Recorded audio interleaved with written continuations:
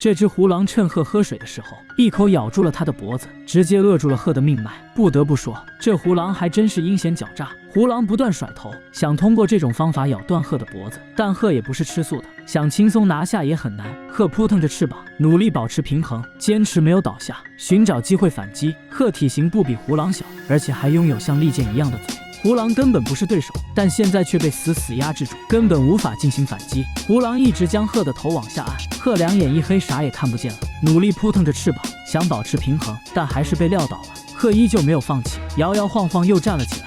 鹤做梦也没想到自己喝口水会被胡狼偷袭，真是大意失荆州。胡狼乘胜追击，咬着脖子拉着鹤到处跑，两眼发黑的鹤只能被拉着跑，一个踉跄又倒在地上。胡狼见鹤再次倒地，咬紧脖子开始快速奔跑，将鹤一路连拖带拽。可以看出，此时的鹤脖子已经骨折，只剩下一口气，扑腾着翅膀。胡狼则开始大口吃了起来。原本根本没把胡狼放在眼里的鹤，现在却成为了胡狼的盘中餐。胡狼虽然也是狼，但却只能捡虱子吃剩的，或者抓小鸟吃。这两只饿了几天的胡狼，守在一个小水坑面前，专门抓来喝水的小鸟，瞄准时机抓起来，那是快准狠，一只小鸟就沦为了食物。